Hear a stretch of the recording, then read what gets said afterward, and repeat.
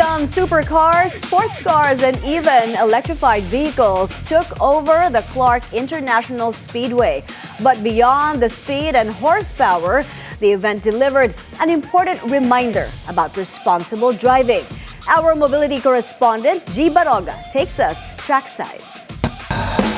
The sound of revving engines filled the Clark International Speedway as car enthusiasts came together for the Unity Car Meet and Track Day, not just for their love for speed, but also to promote road safety. The track turned into a playground for some of the world's most desirable cars, from Lamborghinis and Ferraris to Porsches, BMWs, and Chevrolets. Even electrified vehicles like BYD joined the action, showing that performance is no longer limited to traditional gas-powered cars. For event co-organizer Angie Midday, the racetrack is the best classroom for drivers who want to learn their car's limits without putting others at risk. I learned the hard way, but I didn't have to go through what some other people go through, right?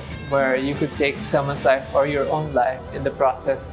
And that's the scary part of cars.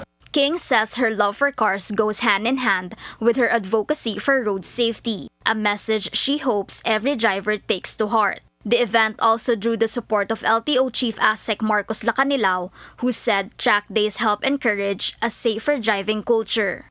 Yung mga ibang mga car events na ganito na nasa racetrack, ito yung nagpo-promote na road safety na wag nilang gagawin sa mga public roads. Dito nila gagawin sa mga racetrack kasi may mga proper safety procedures, may mga seminars na ginagawa. After a successful turnout, organizers are already looking at holding a bigger event for both the car and motorcycle communities. Catch the full feature and Angie King's personal revelation on BNC's Shift Happens.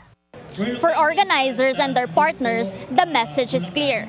Road safety must remain a priority and unsafe driving behavior should be corrected. For BNC Mobility, Gie Barroga.